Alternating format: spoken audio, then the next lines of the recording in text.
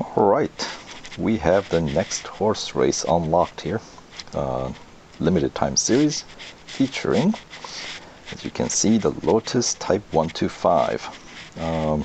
It's not a full-blown F1 car, it is F1 inspired car, so figure that one out.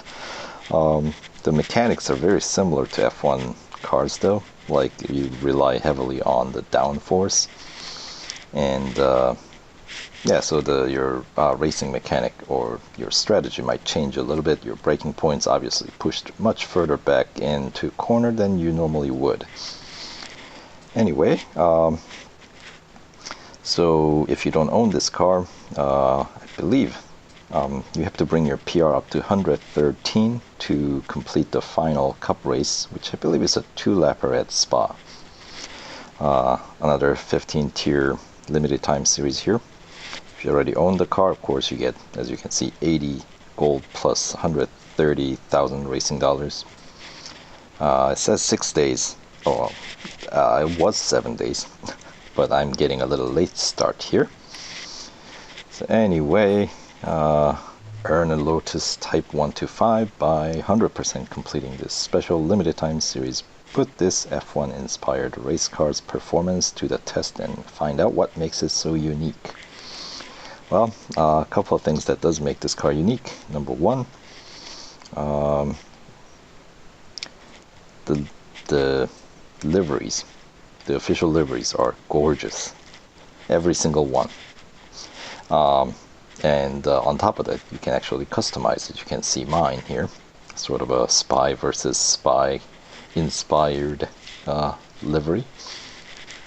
So that's one thing. And another thing, yes, the PR goes up way past 100, yet this car belongs in the elite section of your career, so that is little, I don't know, I guess interesting. Kind of a oddball thrown in there, but anyway, that's the other thing that's kind of odd about this car. And can I think of anything else?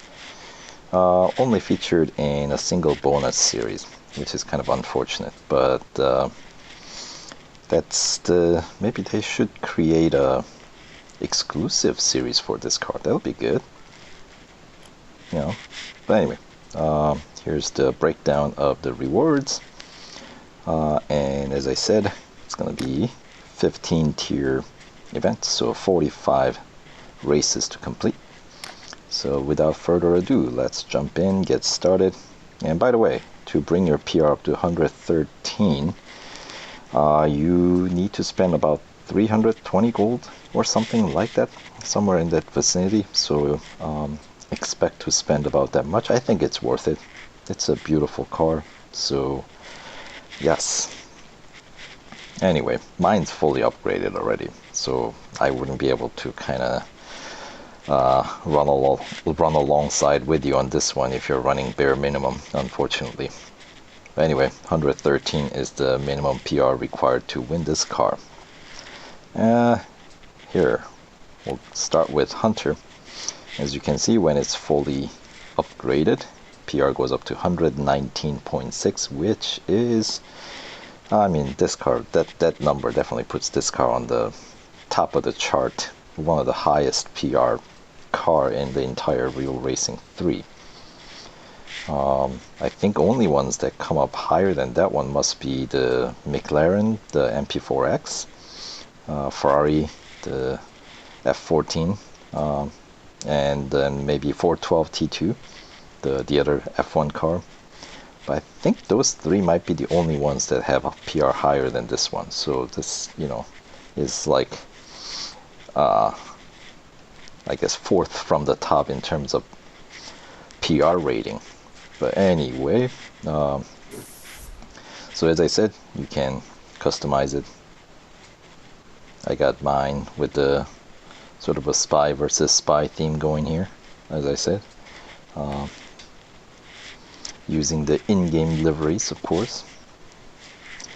Anyway, let's do this Hunter real quick. It's gonna be at the Speedway, 178 meters behind, I think that's what I read. Should be pretty easy. And I think you can almost run the entire lap here, going full throttle, going from beginning till the end. So yeah, I mean, even with the 30-some second head start, it should not be a problem for this car to catch up to Sylvia. There we go.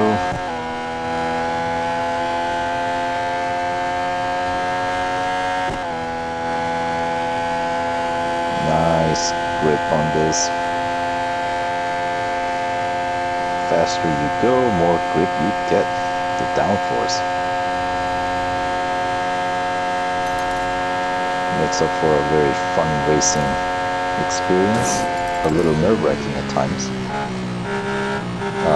Yes, like that, banging into a wall there.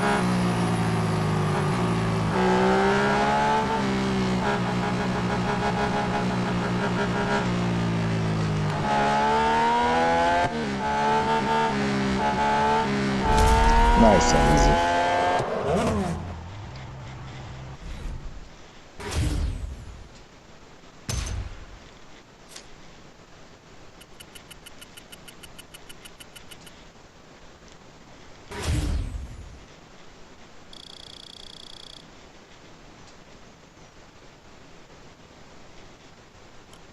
Alright, so that's one trophy down.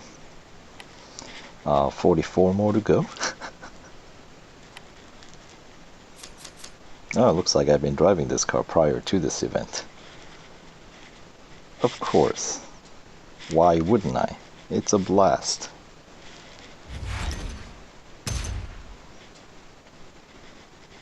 Alright, continuing on.